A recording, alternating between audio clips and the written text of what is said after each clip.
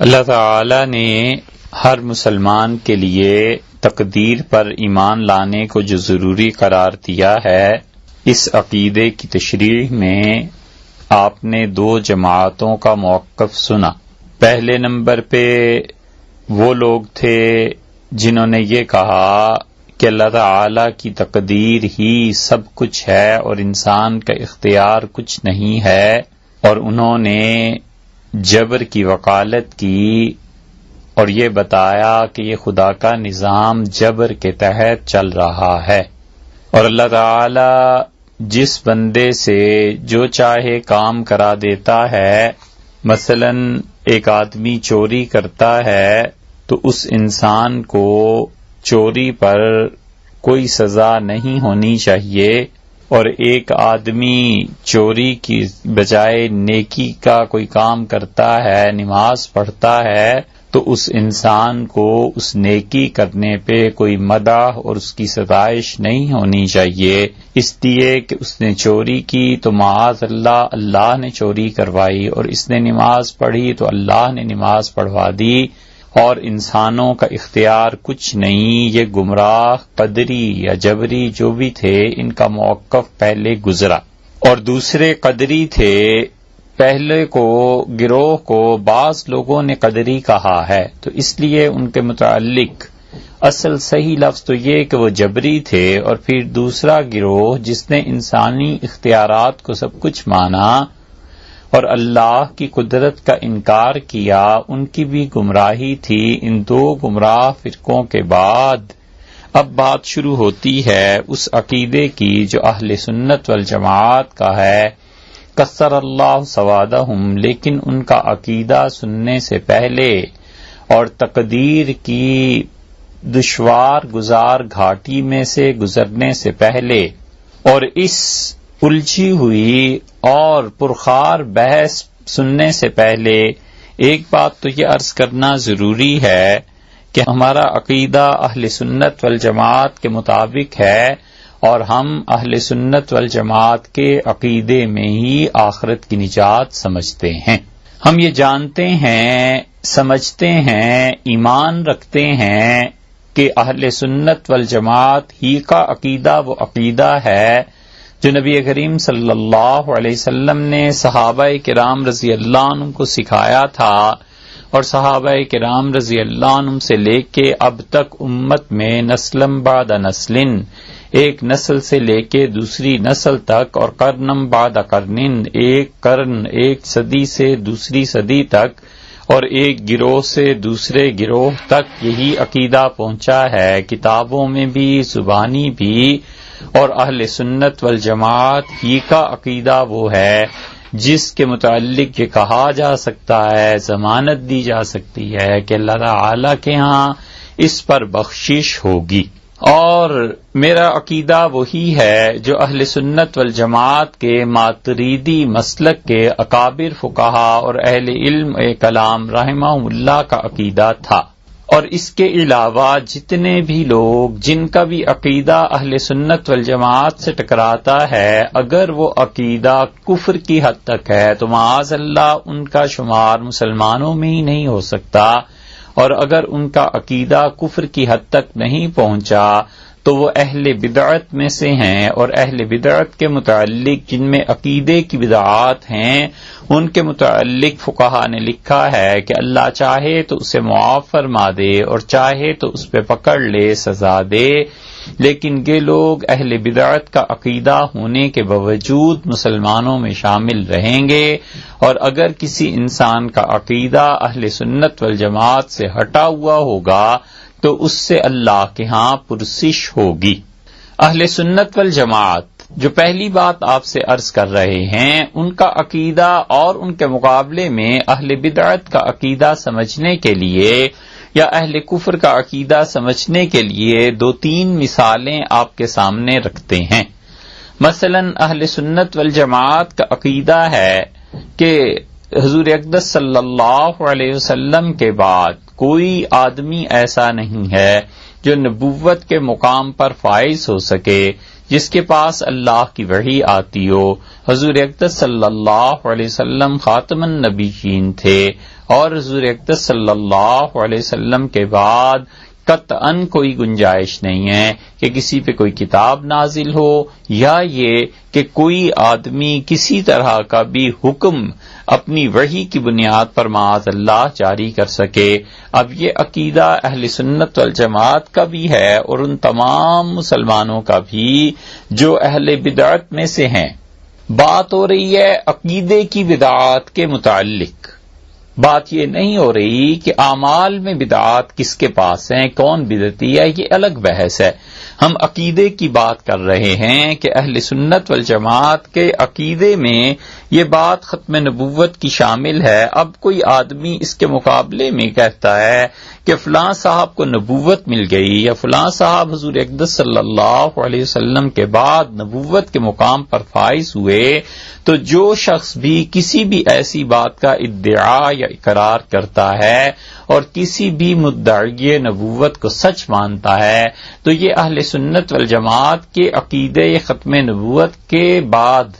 عقیدہ ختم نبوت کے مقابلے میں ایک ایسا عقیدہ لایا ہے کہ یہ اپنے آپ کو چاہے مسلمان کہے لیکن در حقیقت یہ کافر ہو جائے گا. اس کا مسلمانوں سے موازنہ کیا ہی نہیں جا سکتا. مسلمانوں میں وہ شامل رہے گا جس کا عقیدہ بدعت کی حد تک خراب ہوا ہو، اور اگر وہ خرابی کفر کی حد تک پہنچ گئی ہے، جیسے اس شخص کا عقیدہ جو نبوت کو حضور اقدس صلی اللہ علیہ وسلم کے بعد جاری مانتا ہے، تو یہ اس انسان کا کفر ہے. اسے اہل سنت والجماعت میں تو کیا سرے سے مسلمانوں ہی میں شمار نہیں کیا جائے گا. اس کی ایک دوسری مثال لے لیں. ایک آدمی کا مثلاً یہ عقیدہ ہے معاذ اللہ کہ سیدنا علی رضی اللہ عنہ آسمانوں میں ہیں اور وہ قرب قیامت میں تشریف لائیں گے. اگر فرض کر لیجئے اس فرقے کا کوئی آدمی باقی ہو اور اس کا عقیدہ سیدنا علی کرم اللہ وجہہ کے متعلق یہ ہو کہ امیر المومنین رضی اللہ عنہ دنیا میں دوبارہ آئیں گے، تو اب یہ عقیدہ اہل سنت والجماعت کے مقابلے کے عقیدہ نہیں بلکہ اہل ایمان اور اہل کفر کے عقیدے میں یہ بات آئے گی. تو یہ شخص اس عقیدے کی وجہ سے کفر اختیار کر رہا ہے، کفر کی بات کر رہا ہے،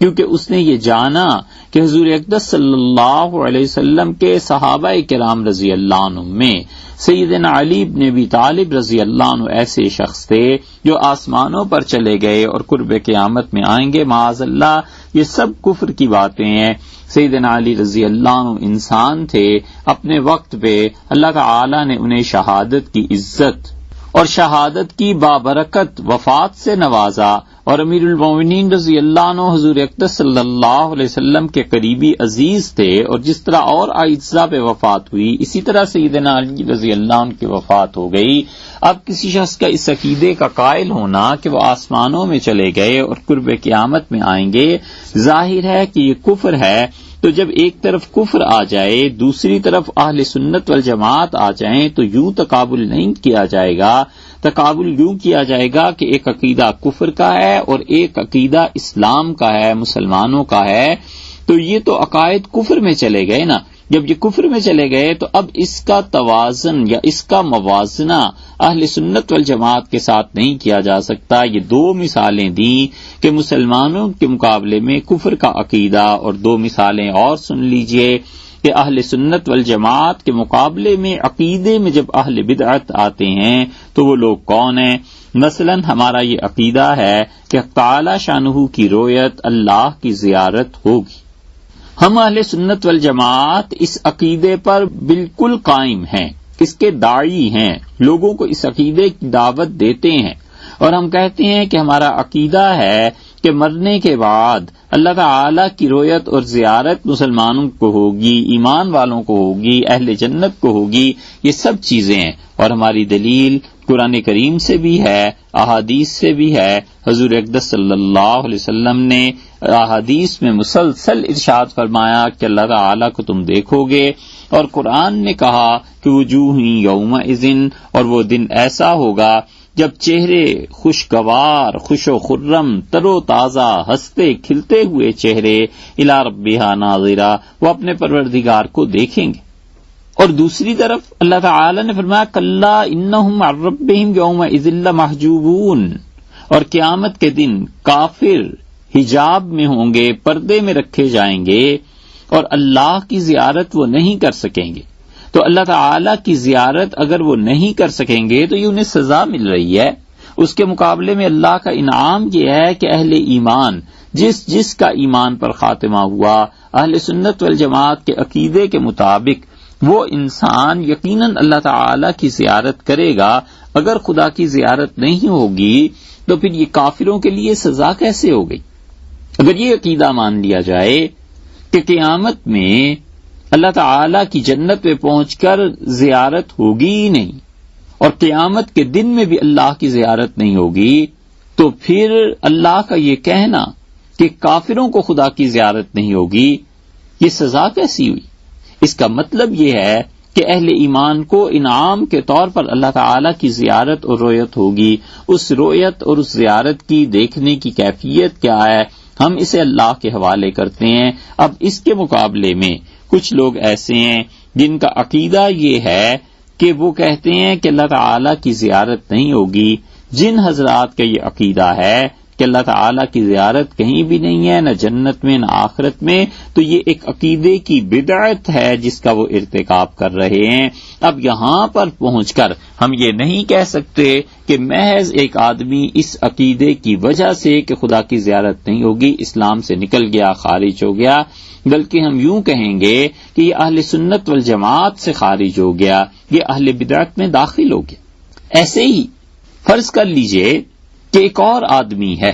اور وہ آدمی یزید کو امیر المومنین مانتا ہے اور یزید کے لیے رضی اللہ عنہ کا لفظ استعمال کرتا ہے، معاذ اللہ، امیر یزید رحمت اللہ علیہ وغیرہ وغیرہ ایسے جملے کہتا ہے، معاذ اللہ، تو یہ شخص اہل سنت والجماعت سے خارج ہو جائے گا، کیونکہ اس انسان کا عقیدہ بدل گیا، لیکن یہ کفر نہیں ہے، کافر نہیں ہو جائے گا، جبکہ اہل سنت والجماعت کا عقیدے میں یہ بات طے شدہ ہے کہ یزید فاسق انسان تھا، فاسق و فاجر تھا، اور امام احمد ابن حنبل رحمت اللہ علیہ وغیرہ اور امام شافعی رحمت اللہ کے بعض حضرات اور بعض خود حنفی فقہا اسے کافر مانتے ہیں اور اس پہ لعنت کے جواز کے قائل ہیں۔ ان حنفی فقہا میں ابو بکر جساس رازی رحمت اللہ علیہ ہیں، ان کی احکام القرآن جو ہے اس میں سورہ توبہ کی تفسیر دیکھنی چاہیے، جس میں انہوں نے یزید کو ملعون لکھا ہے، یعنی وہ شخص جس پر لعنت پڑی۔ تو اب ایک شخص ایسا ہے کہ جس کا عقیدہ معاذ اللہ یزید کے بارے میں اچھا ہے اور وہ اس کو امیر یزید رحمت اللہ کے نام سے کہتا ہے، تو ہم یہ نہیں کہتے کہ وہ کافر ہو گیا، بلکہ ہم یہ کہیں گے کہ اس شخص نے اہل سنت والجماعت کا عقیدہ چھوڑ دیا، اہل بدعت میں داخل ہو گیا، اور آخرت میں جس انسان کا عقیدہ یہ ہوگا اللہ تعالیٰ چاہے تو اسے بخش دے اور خدا چاہے تو اس کی گرفت فرما لے، کیونکہ اس کا عقیدہ کفر تک نہیں پہنچا۔ تو اس لیے پہلی بات تو یہ جاننا ضروری ہے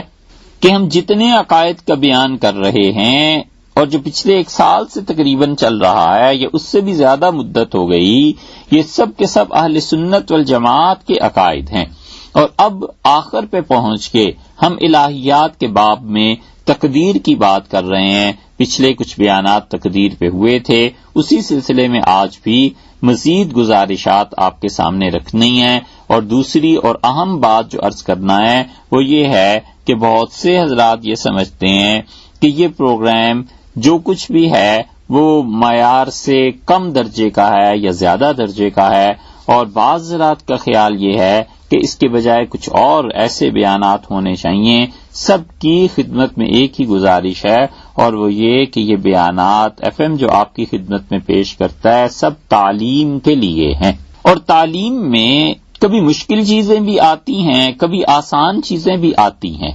ایک ایک بات کو 2 3 مرتبہ سننا پڑتا ہے، استاد سے جا کر سمجھنا پڑتا ہے۔ کلاس روم میں بچے ہر ایک سطح کا نہیں ہوتا، تو اس لیے 2 مرتبہ 3 مرتبہ کوئی پوچھتا ہے، پھر جا کر اسے سمجھ میں آتی ہے۔ تو اگر یہ بات سمجھ میں نہ آنے والی ہوں اور یہ تعلیم اس سے اتفاق نہ ہو اور یہ تعلیمی پروگرام جو ہو رہے ہیں یہ سمجھ میں نہ آتے ہوں، تو ایسے بھائیوں سے اور بہنوں سے گزارش ہے کہ پھر اس پروگرام کو نہ سنیں۔ اس سے بہتر ہے کہ اتنا وقت اللہ کی یاد میں صرف کیا جائے، اتنے وقت میں سبحان اللہ الحمدللہ کوئی اور تسبیح پڑھ لی جائے۔ ان کے لیے یہ پروگرام نفع بخش نہیں ہے، یہ صرف اور صرف ان لوگوں کے لیے ہے جنہیں علم اور تعلیم سے دلچسپی ہے، جنہیں اپنے عقیدے کو صحیح رکھنے سے دلچسپی ہے، اور جو چاہتے ہیں کہ اہل سنت والجماعت کا عقیدہ اپنائیں یا اہل سنت والجماعت کا عقیدہ سنیں یا اہل سنت والجماعت کے عقیدے کی تشریحات جاننا چاہیں، انہیں چاہیے کہ یہ سنیں، وگرنہ سمجھ میں نہ آتا ہو تو اس پروگرام کی بجائے اللہ کو یاد کرنا چاہیے۔ یہ پروگرام سننا اپنا وقت ضائع کرنا ہے، جو کوئی اچھی بات نہیں ہے۔ ان دو باتوں کے بعد جس چیز پر ہم بات کر رہے ہیں وہ یہ کہ جبری، جن کا عقیدہ پہلے بیان ہوا تھا کہ خدا جبر سے سب کچھ کراتا ہے، اور قدری،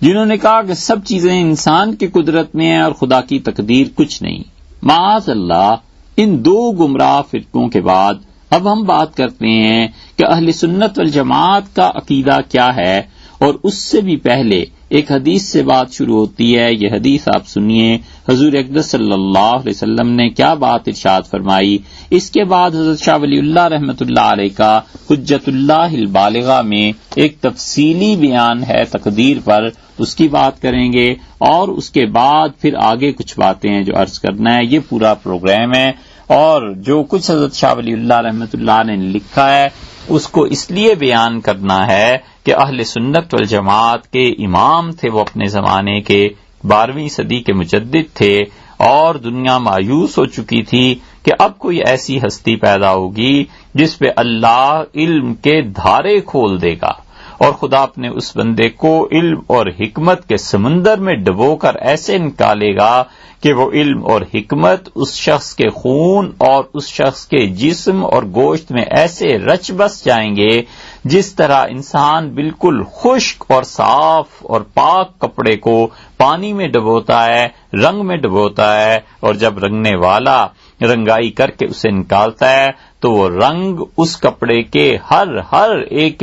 تار پر غالب آ چکا ہوتا ہے۔ شاہ ولی اللہ رحمۃ اللہ علیہ کا اور علم و حکمت کا یہی حال تھا۔ اللہ تعالی کی بے پناہ، بے شمار اور لاتعداد مرتبہ رحمتیں اس شخص پہ اور اس کی اولاد پہ نازل ہوں۔ اللہ کی تقدیر تھی کہ ہندوستان اور اس زمانے میں جب بالکل لٹیا ڈوب رہی تھی، ایسے شخص نے بھی آنا تھا اور پیدا ہونا تھا۔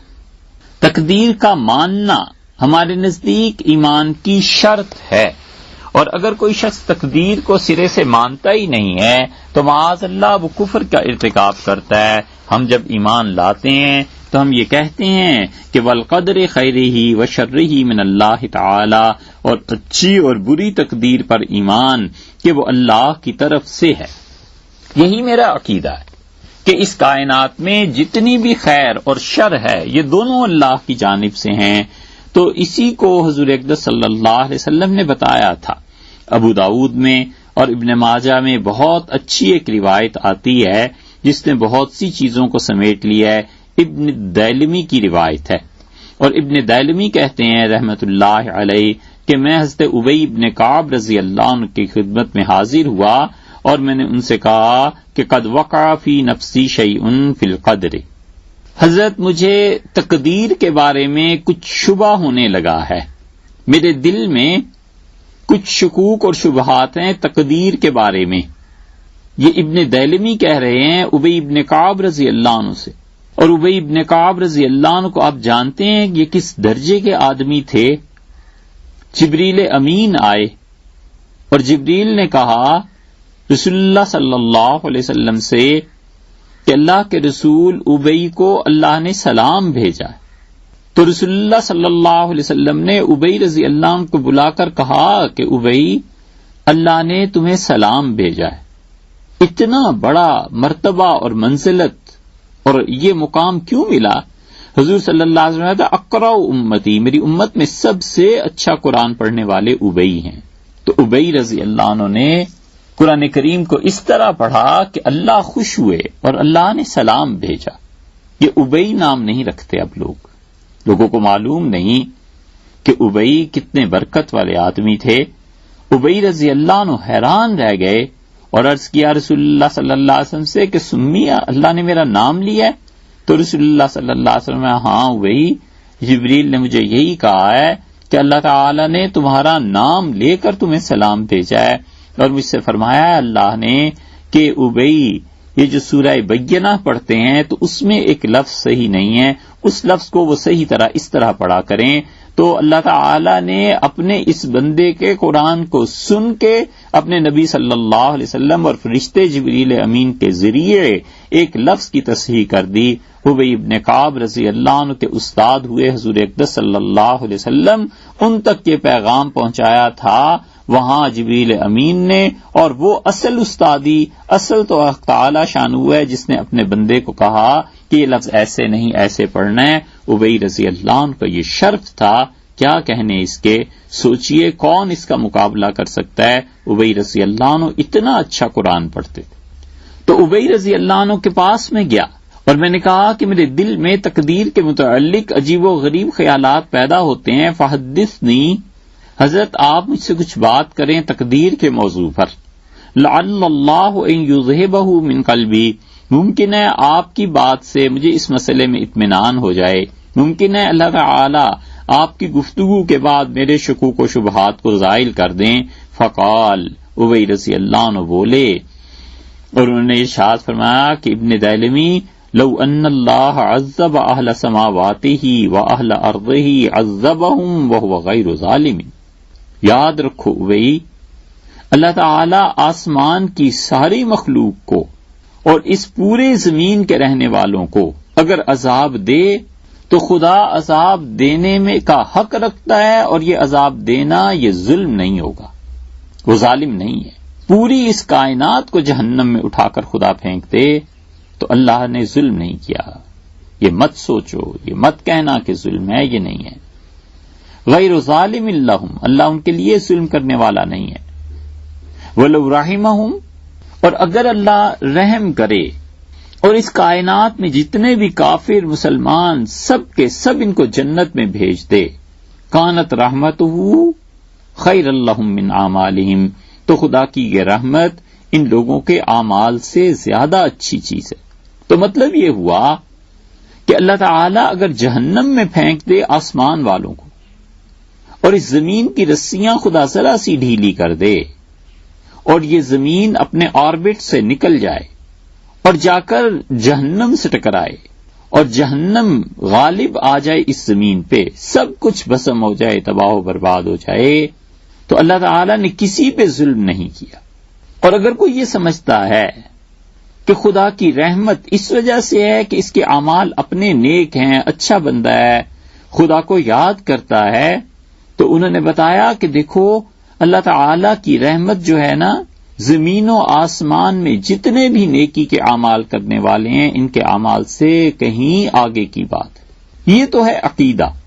اس کے بعد فرمایا وَلَوْ أَنفَقْتَ مِثْلَ أُحُدٍ ذَهَبًا فِي سَبِيلِ اللَّهِ، ابن تیلمی، اگر آپ احد پہاڑ کے برابر سونا خدا کی راہ میں خرچ کر دیں، ما قبلہ، اللہ اسے نہیں قبول کرے گا، ما قبلہ اللہ منکا، اللہ اسے قبول نہیں کرے گا، حتی تؤمنوا بالقدر، جہاں تک کہ تم تقدیر پر ایمان لاؤ. اگر تمہارا پختہ عقیدہ اور اعتقاد اور تقدیر پر ایمان نہیں ہے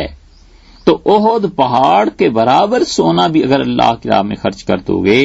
تو اللہ کے یہاں قبول نہیں ہوگا. جتنے لوگ بھی اپنے آپ کو اہل سنت والجماعت میں کہتے ہیں، نیکی کے کاموں پر خرچ کرتے ہیں، یتیم بچوں کو تعلیم دلاتے ہیں، غریب مریضوں کی مدد کرتے ہیں، اسکول بناتے ہیں، کالجز بناتے ہیں، پانی کے لیے کنویں کھدواتے ہیں، لوگوں کو اپنی گاڑی میں بٹھا کر ایک جگہ سے دوسری جگہ مفت میں اتار دیتے ہیں، یہ جتنی بھی نیکیاں کوئی آدمی کرتا ہے نا، کوئی ایک نیکی بھی اس کی قبول نہیں ہوگی جب تک کہ وہ تقدیر پر ایمان نہ رکھے. حضرت ابی رضی اللہ عنہ نے کہا کہ احد پہاڑ اگر سونے کا ہو جائے اور یہ اتنا سونا بھی اللہ کی راہ میں تم خرچ کر دو نا ما قبلہ اللہ منک حتی تؤمن بالقدر، تو اللہ اس چیز کو قبول نہیں فرمائے گا جب تک کہ تمہارا ایمان تقدیر پر نہ۔ وتعلم، اچھی طرح یاد رکھو، انما اصابک لم یکن لیخطئک، کہ جو مصیبت اور تکلیف تمہیں پہنچی ہے، اللہ تعالی کے ہاں اچھی طرح یہ ایمان رکھو، یہ یقین رکھو کہ جو مصیبت اور تکلیف تمہیں پہنچی ہے ہو ہی نہیں سکتا تھا کہ یہ ہٹ جائے۔ وَأَنَّمَا أَخْطَأَكَ لَمْ يَكُنْ لِيُصِيبَكَ، اور جو چیز تم تک نہیں پہنچ سکی، تمہیں نہیں مل سکی، سوال ہی پیدا نہیں ہوتا کہ وہ تمہیں مل جائے۔ جو کچھ تمہیں پیش آتا ہے تم کسی طرح اس سے چھوٹ نہیں سکتے تھے، جو حالات تم پر پیش نہیں آتے وہ آ ہی نہیں سکتے تھے۔ جو مصیبت اور تکلیف آنی تھی وہ آنی ہی تھی،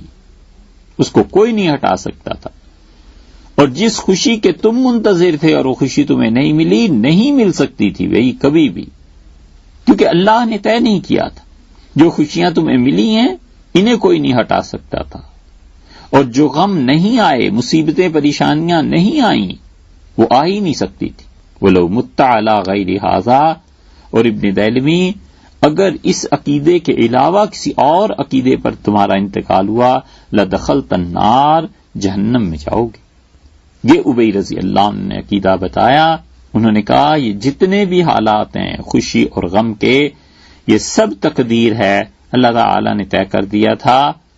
اگر خوشیاں ہیں تو تم سے کوئی نہیں چھین سکتا تھا، اور جو غم زندگی میں ملے ہیں انہیں کوئی ہٹا نہیں سکتا تھا۔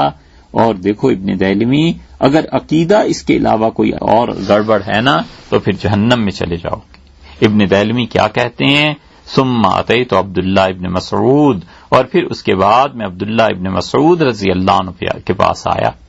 یہ عبداللہ ابن مسعود رضی اللہ عنہ، کیا ان کی تعریف کی جائے، کتنے بڑے آدمی تھے۔ خلفائے راشدین رضی اللہ عنہ ان سے مسئلے پوچھتے تھے۔ ابن مسعود رضی اللہ عنہ اتنے علم والے تھے اور اتنے محتاط تھے، اتنے محتاط تھے شریعت کے مسائل بیان کرنے میں، کہ ایک لڑکے نے آ کے ایک مسئلہ پوچھا اور اس نے کہا کہ میری منگنی ایک جگہ ہو گئی اور نکاح ہو گیا، اور رخصتی سے پہلے پہلے مجھے اس کی بیٹی پسند آ گئی، تو کیا میں اس کی بیٹی سے نکاح کر سکتا ہوں؟ ابن مسعود رضی اللہ عنہ نے کہا کہ رخصتی تو نہیں ہوئی تھی نا، تم اس سے نکاح کر سکتے ہو۔ اور ابن مسعود رضی اللہ عنہ اس کے بعد حج پہ جب گئے تو ان کے ذہن میں یہ مسئلہ تھا، تو انہوں نے غالباً حضرت عمر رضی اللہ عنہ سے اور یقیناً دیگر صحابہ کرام رضی اللہ عنہ سے اس مسئلے کو پوچھا، اور بحث ہوئی تو لوگوں نے کہا کہ آپ نے تو اسے یہ فتویٰ دے دیا کہ وہ ماں سے نکاح کر سکتا ہے اور بیٹی سے نکاح کر سکتا ہے۔ تو ابن مسعود رضی اللہ عنہ نے کہا نہیں، میں نے تو اسے کہا ہے کہ جب تک رخصتی نہیں ہوئی اس وقت تک محض نکاح ہی ہوا تھا، تو جس عورت سے نکاح ہوا تھا اس کی بیٹی اگر رخصتی ہو جاتی تو اس کی بھی بیٹی بنتی نا، ابھی تو رخصتی نہیں ہوئی تھی۔ تو صحابہ کرام رضی اللہ عنہ نے اختلاف کیا، ان کا نہیں ابن مسعود، صرف محض نکاح ہی سے اس عورت کی بیٹیاں حرام ہو جاتی ہیں، یہ فتویٰ درست نہیں ہے۔ ابن مسعود رضی اللہ عنہ آئے اور آ کر پھر اس شخص کے گھر گئے اور علیحدگی کروا دی، تفریق کروا دی، فرمایا میرا فتویٰ غلط ہو گیا تھا اور یہ تمہاری بیوی نہیں بن سکتی۔ اتنے زیادہ محتاط تھے ابن مسعود رضی اللہ عنہ شریعت کے مسائل بیان کرنے میں، اور یہ تو تقدیر جو ایمان اور عقیدے کا مسئلہ ہے، اس پہ کیا ہوا؟ ثم اتیت عبداللہ ابن مسعود، ابن دہلوی کہتے ہیں کہ میں عبداللہ ابن مسعود رضی اللہ عنہ کے پاس گیا اور میں نے ان سے یہی کہا کہ حضرت تقدیر کے بارے میں میرے دل میں کچھ خلجان، کچھ خدشات ہیں، آپ کچھ بات کہیں، ممکن ہے اللہ تعالی مجھے اس سے تسلی دے اور وہ میرے مسائل حل ہو جائیں۔ فقال مثل ذلك، عبداللہ ابن مسعود رضی اللہ عنہ نے بھی یہی بات کہی جو ابی رضی اللہ عنہ نے کہی تھی۔ ثم اتیت حذیفہ، پھر میں حذیفہ رضی اللہ عنہ کے پاس آیا۔ یہ وہ صحابی ہیں رضی اللہ عنہ جن ایک کی گواہی رسول اللہ صلی اللہ علیہ وسلم نے دو کی گواہی کے برابر قرار دے دی تھی، یہ تیسرے صحابی رضی اللہ عنہ ہوئے، فقال مثل ذلک، انہوں نے بھی وہی کہا جو ابی اور عبداللہ ابن مسعود رضی اللہ عنہ نے کہا تھا۔ ثم اتیت زید ابن ثابت،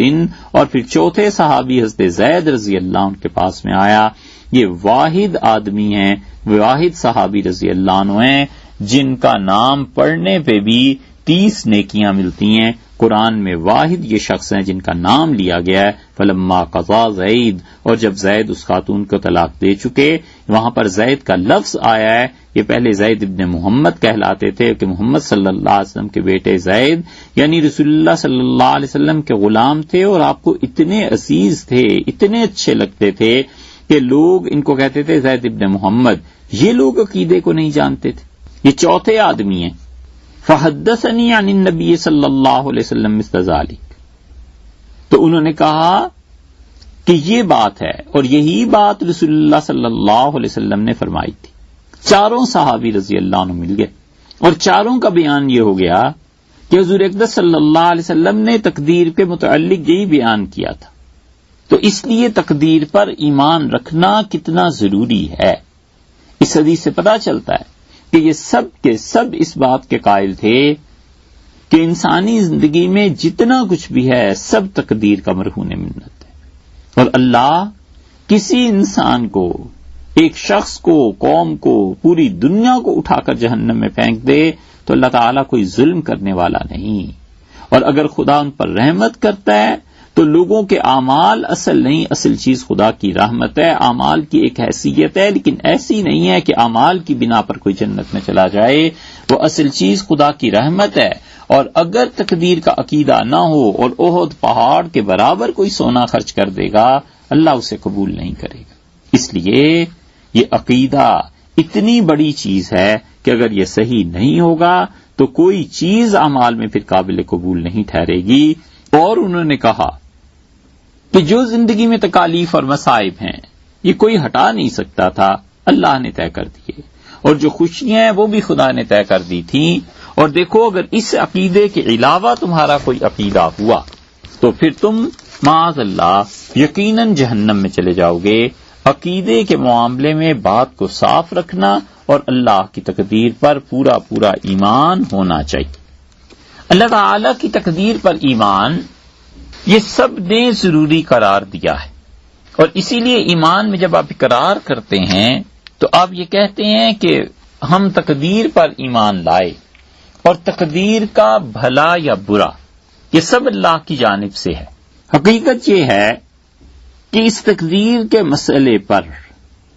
شروع سے لے کے اب تک اہل علم لکھتے چلے آئے، اور متقدمین میں پرانے زمانے کے لوگوں میں دیکھیں تو شاید ہی کوئی ایسا ہو جس نے عقیدے پر بحث کی ہو اور تقدیر کی گتھی کو سلجھانے کی کوشش نہ کی ہو۔ تقدیر پہ مستقل مباحث امام غزالی رحمۃ اللہ علیہ کے ہاں مل جائیں گی، امام رازی رحمۃ اللہ علیہ کے ہاں مل جائیں گی، جن لوگوں نے امام الہدا ابو منصور ماتریدی رحمۃ اللہ علیہ کے افکار اور خیالات کی اور عقیدے کی تشریح کی ہے ان کے ہاں مل جائیں گی، امام ابو الحسن اشعری رحمۃ اللہ علیہ کے ہاں جتنی بھی تقدیر کی باتیں ان تشریحات ہیں وہاں یہ مباحث مل جائیں گی۔ آخری زمانے میں دیکھیے تو ہمارے قریب کے دور میں ایک بہت بڑی شخصیت جو تاریخ کی نظروں سے اوجھل رہی وہ علامہ ایوب دہلوی رحمۃ اللہ علیہ تھے۔ انہوں نے جبر اور قدر پر مستقل کتاب لکھی۔ اسی طرح جبر کیا ہے، قدر کیا ہے، اس پر جتنے بھی اس وقت مسلمانوں کے فرقے ہیں ان تمام کے عمائدین نے مختلف کتابیں لکھی ہیں۔ دیوبند کے حلقے سے شیخ الاسلام مولانا شبیر احمد صاحب عثمانی، مولانا ادریس کاندلوی اور ان حضرات نے رحمت اللہ علیہم تقدیر پر مستقل کتابیں لکھی۔ پھر اسی طرح ایک دوسرا حلقہ ہے، مولانا امین احسن صاحب اصلاحی نے تقدیر پر لکھا، مولانا مودودی صاحب نے تقدیر پر لکھا۔ اسی طرح تیسری طرف آپ دیکھیں ایک تیسرا حلقہ ہے مولانا احمد رضا خان صاحب کا، خان صاحب کے حلقے میں متعدد افراد نے تقدیر کے مسئلے پہ لکھا۔ اسی طرح پھر اہل تشریح حضرات ہیں، ان کے ہاں بھی بہت بڑے بڑے گرامی قدر اور نامی علماء پیدا ہوئے، انہوں نے بھی تقدیر پر لکھا۔ اہل سنت والجماعت کی طرف سے جتنے بھی افراد نے تقدیر کی بحث پر لکھا ہے ان سب میں اچھا بیان ہمیں جو محسوس ہوا وہ حضرت شاہ ولی اللہ رحمۃ اللہ علیہ کا تھا، اور حجت اللہ البالغہ میں حضرت شاہ صاحب رحمۃ اللہ علیہ نے معمول کے مطابق جہاں بہت سی چیزوں کی مباحث لکھی ہیں انہوں نے ایمان بالقدر کے متعلق بھی لکھا، اور یہ مناسب معلوم ہوتا ہے کہ حضرت شاہ ولی اللہ رحمۃ اللہ علیہ نے جس طرح اس کی تشریح کی ہے وہ پہلے عبارات اور تشریحات آپ کی خدمت میں عرض کریں تاکہ تقدیر کے مسئلے پر کچھ جو روشنی پڑتی ہے بس اسے اتنا سمجھ لینا چاہیے اور اس کے بعد باقی چیزیں عرض کریں۔ حضرت شاہ ولی اللہ رحمۃ اللہ علیہ اپنی حجت اللہ البالغہ کی پہلی جلد میں جہاں ایمانیات پر بحث کرتے ہیں اور اللہ تعالی کی صفات پر بحث کرتے ہیں، اس میں سے ایک جگہ پہنچ کر وہ کہتے ہیں کہ باب الایمان بالقدر، اللہ تعالی کی تقدیر پر ایمان لانے کا بیان۔ پھر فرماتے ہیں من اعظم انواع البر، بہت بڑی نیکیوں میں سے ایک نیکی یہ ہے۔ یہ حضرت رحمت اللہ جو لکھا ہے پہلے اس کا ترجمہ اور وہ عبارت پڑھ دیتے ہیں، ترجمہ کر دیتے ہیں اور اس کے بعد پھر مزید تشریح اس کی کریں گے۔ حضرت نے فرمایا کہ من اعظم انواع البر، نیکی کی بہت بڑی چیز جو ہے وہ یہ ہے کہ الایمان بالقدر، کہ تقدیر پر ایمان رکھا جائے۔ وذالک، اور اس کی وجہ یہ ہے کہ انہ بہ یلاحظ الانسان التدبیر الواحد الذی یجمع العالم، اس کی وجہ یہ ہے کہ انسان اس کے ذریعے تدبیر واحد کو پیش نظر لا سکتا ہے جو تمام دنیا کو اکٹھا کرنے والی ہے۔ یہاں پر ایک مشکل لفظ ہے تدبیر واحد۔ یہ تدبیر واحد کیا ہے اس کی جب تشریح کریں گے تو انشاءاللہ اس میں آ جائے گی۔ حضرت فرماتے ہیں تقدیر پر ایمان رکھنا اس لیے ضروری ہے کہ انسان تقدیر پر ایمان رکھے گا تو یہ جو کچھ اس دنیا میں ہے اسے وہ تدبیر واحد کے طور پر دیکھ سکے گا۔ وَمَنِ اعْتَقَدَهُ عَلَى وَجْهِهِ يُصِيرُ طَعْمَهَا الْبَصَرُ إِلَى مَا عِندَ اللَّهِ، اور جو شخص بھی اللہ تعالی کی تقدیر کو صحیح طور پر مانتا ہے وہ اپنی نگاہ اٹھانے والا ہو جاتا ہے ان چیزوں کی طرف جو اللہ کے پاس ہیں، یعنی کائنات میں جو کچھ بھی ہوتا ہے وہ اللہ تعالی کے پاس ہے، یعنی اللہ کے اختیار اور قبضے میں ہے۔ تو جس شخص کا ایمان تقدیر پر مضبوط ہوتا ہے وہ ہر واقعے کو اللہ کی طرف سے دیکھتا ہے، ہر واقعے کو اللہ کی طرف سے سمجھتا ہے۔ یہ دنیا و ما فیہا، اس دنیا میں جو کچھ ہے، خوشیاں، غم، اچھائی، برائی، کالظل لہ، وہ آدمی تقدیر پر ایمان رکھنے والا مومن اہل سنت والجماعت میں جو شخص ہے وہ سمجھتا ہے کہ یہ سب کے سب سائے ہیں۔ خوشی پیش آ گئی، یہ بھی ایک سائے کی طرح ہے، غم پیش آ گیا، یہ بھی ایک سائے کی طرح ہے۔ وَجَرَا اخْتِيَارَ الْعَبَادِ مِنْ قَضَاءِ اللَّهِ كَالصُّورَةِ الْمُنْتَبِعَةِ فِي الْمِرْآةِ، اور جو کچھ بھی اللہ تعالی کی تقدیر سے اسے پیش آتا ہے، یعنی اس انسان کو وہ اسے ایسے سمجھتا ہے کہ جیسے کہ آئینے میں کوئی شکل دیکھے، یعنی اللہ تعالی کے اختیار کی طرف انسان دیکھتا ہے اور دنیا اور اس میں جو کچھ ہے وہ سائے اور پرتوں کی طرح دیکھتا ہے، اور بندوں کو اللہ تعالی کے فیصلے سے جو اختیار ملتا ہے وہ صورت کی طرح ہوتا ہے جو آئینے کے اندر نظر آتی ہے۔ وذالک، اور اس تقدیر پر ایمان رکھنے کا فائدہ یہ ہے کہ معد لہ لانکشاف ما ہنالک من التدبیر الوحدانی ولو فی المعاد اتم اعداد، اور جو شخص تقدیر پر پورا ایمان رکھتا ہے اس کو یہ فائدہ پہنچتا ہے کہ اسے تدبیر واحد کا علم ہو جائے گا۔ یہ تدبیر واحد کا لفظ دوبارہ لائے ہیں نا، اس کی تشریح آگے آ جائے گی۔ حضرت فرماتے ہیں کہ جو تقدیر پر ایمان لانے والا آدمی ہے تدبیر واحد کے منکشف ہونے کے لیے جو وہاں اللہ کے پاس ہے، اگرچہ یہ انکشاف آخرت میں ہو مگر اس انسان کو اس انکشاف جب آخرت میں ہوگا تو تدبیر واحد کو سمجھنے میں مدد ملے گی۔ خلاصہ یہ کہ جو شخص یہاں تقدیر پر ایمان رکھتا ہے وہ قیامت میں تدبیر واحد کو سمجھ سکے گا۔ وقد نبہ صلی اللہ علیہ وسلم علی عظم امرہ من بین انواع البر، اور حضور اقدس صلی اللہ علیہ وسلم نے مکمل طور پر آگاہ کر دیا تھا کہ نیکی کی جتنی بھی قسمیں تم کرتے ہو اس میں تقدیر کا معاملہ کیا ہے، تقدیر کی اہمیت کیا ہے۔ مثلا ایک آدمی نماز پڑھتا ہے، روزہ رکھتا ہے، یہ بھی نیکی ہے نا۔ ایک آدمی صحیح عقیدہ رکھتا ہے اللہ تعالی کی وحدانیت کا، کتاب و سنت کے برحق ہونے کا، دین کے برحق ہونے کا، تقدیر کا، آخرت کا، عذاب قبر کا، کسی انسان کا یہ عقیدہ ہے تو یہ عقیدہ بھی بہت بڑی نیکی ہے۔ اور شاہ صاحب رحمۃ اللہ علیہ فرماتے ہیں کہ یہ عقیدہ تقدیر کی اہمیت جو ہے وہ دیکھو اتنی ہے کہ رسول اللہ صلی اللہ علیہ وسلم نے فرمایا من لم یؤمن بالقدر خیرہ و شرہ فانا بریء منہ،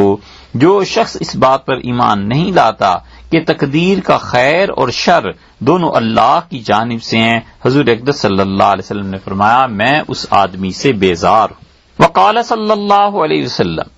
اور حضور اقدس صلی اللہ علیہ وسلم یہ بھی فرمایا کہ لا یؤمن عبد،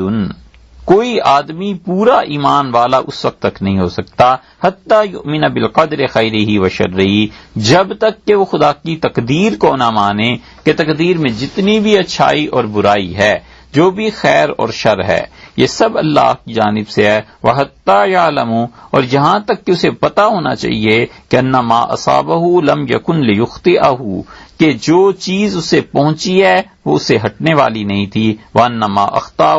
اور جو مصیبت اس سے ٹل گئی ہے لم یکن لیصیبہ، وہ مصیبت اس کو آنے والی نہیں تھی۔ یہ ہے حضرت شاہ صاحب رحمۃ اللہ علیہ کا پہلا بیان۔ اور شاہ صاحب رحمۃ اللہ نے بتا دیا کہ رسول اللہ صلی اللہ علیہ وسلم نے فرما دیا کہ جو چیزیں خوشیوں کی تمہیں پہنچتی ہیں وہ کوئی نہیں ہٹا سکتا تھا، اور جو غم اور دکھ ہیں انہیں بھی کوئی نہیں ہٹا سکتا تھا۔ تو اس طرح جب تک تقدیر پر ایمان نہیں لاؤ گے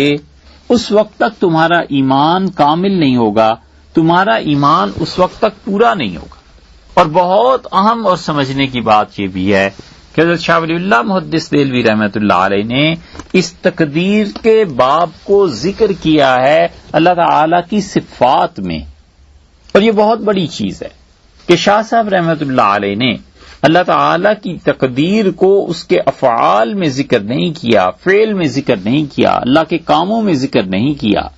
اللہ تعالی کے کام ہے رزق دینا، اللہ کا کام ہے اپنی مخلوق پر کوئی چیزیں نازل کرنا، اللہ تعالی کا کام ہے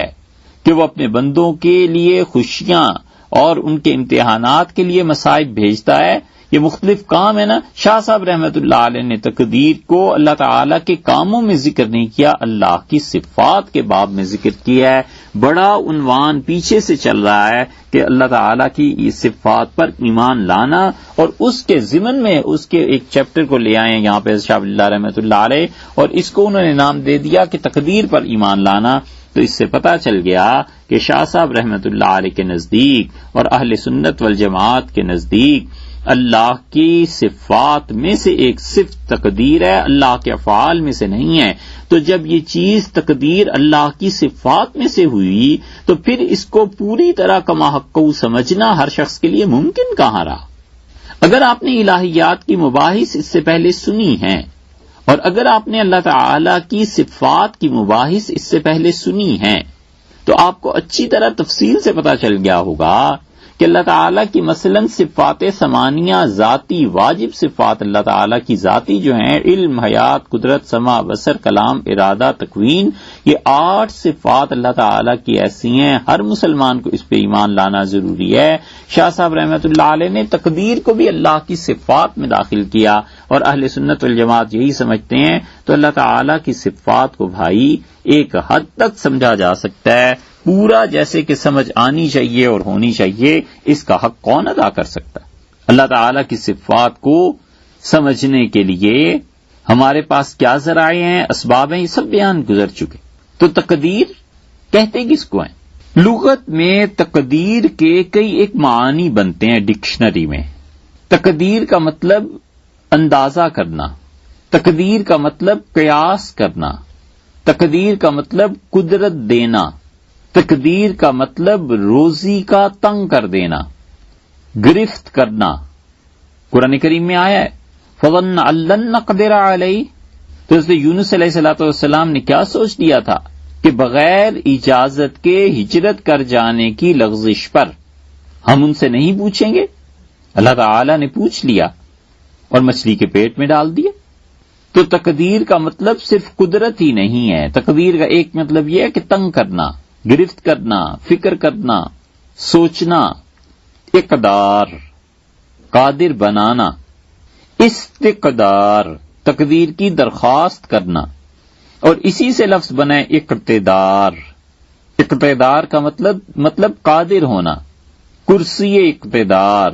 ان لوگوں کی کرسی جو قدرت رکھتے ہیں. اقتدار کا لفظ تو اردو میں عام طور پہ سنا ہوگا، تو وہ اقتدار یہی ہے. قادر اللہ تعالی کے ناموں میں سے ہے. اللہ کے 3 نام اس باب سے آتے ہیں، قادر، مقتدر اور قدیر. یہ خدا تعالی کی صفات میں سے ہیں. اردو میں آپ بولتے ہیں لیلۃ القدر، یعنی وہ رات جس میں روزی کا فیصلہ ہوتا ہے، ایسی رات جس میں فیصلے کیے جاتے ہیں. آپ اگر استخارہ کرتے ہیں تو استخارے میں ایک دعا میں ایک لفظ آتا ہے کہ آدمی کہتا ہے فقدرہ لی، اے اللہ اس خیر کو میری تقدیر بنا دے، ویسرہ لی، اور اللہ اسے میرے لیے آسان کر دے. کوئی بھی نیکی کا کام اسی استخارے کی دعا کی آغاز میں آتا ہے کہ وَاسْتَقْدِرُكَ بِقُدْرَتِكَ، اور اللہ میں آپ سے یہ درخواست کرتا ہوں کہ آپ مجھے اس چیز کی طاقت عنایت فرما دیں، اس کام کے کرنے پر قدرت عطا فرما دیں. وہاں آیا ہے ایک حدیث میں جس آدمی نے اپنے بچوں سے کہا تھا کہ مرنے کے بعد مجھے جلا دینا اور میری راکھ کو اڑا دینا، وہاں آیا ہے کہ لَإِن قَدَرَ عَلَيَّ لَيُعَذِّبَنِي، اور اگر اللہ تعالی نے چاہا کہ مجھے پکڑ لے، تنگ کر دے، تو پھر تو مجھے عذاب ہو جائے گا. وہ جو بات ہے وہاں بھی وہی ہے. تو تقدیر اس کا ترجمہ یہی ہے. ابن ماجہ کی روایت میں آیا ہے رسول اللہ صلی اللہ علیہ وسلم نے جہاں ایمانیات کی بات ارشاد فرمائی ہے وہاں فرمایا کل ایمان بالاقدار، اور اللہ کی جتنی بھی تقدیریں ہیں ان سب پر ایمان لانا. یعنی ایک تو تقدیر ہے نا اللہ تعالیٰ نے لکھ دی، طے کر دی، تو وہی تقدیر جب نافذ ہوتی ہے، اس سال یہ خوشی آ گئی، اگلے سال وہ خوشی آ گئی، اس سے اگلے سال وہ خوشی آ گئی، تو ہر فیصلہ الگ الگ تقدیر اگر مان لیا جائے تو پھر یہ لفظ جمع میں استعمال ہوتا ہے. ایک بزرگ تھے سئل عن القدر، اور تقدیر کے بارے میں ان سے پوچھا گیا، وہاں بھی یہ لفظ آیا قدر. فقال طریق مظلم، تو انہوں نے کہا اندھیری راہ ہے، اندھیرا راستہ ہے، اس پہ چلنا چاہتے ہو مت چلو.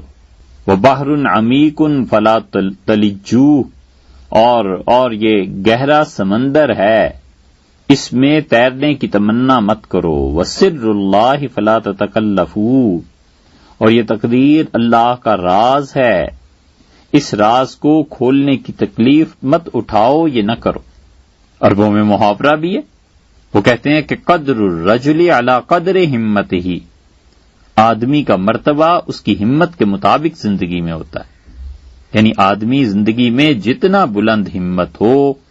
جتنا اس کا مقصد اعلیٰ اور عمدہ ہو، اتنا ہی درجہ اس کا دنیا میں بڑھتا ہے اور آخرت میں بھی بڑھتا ہے.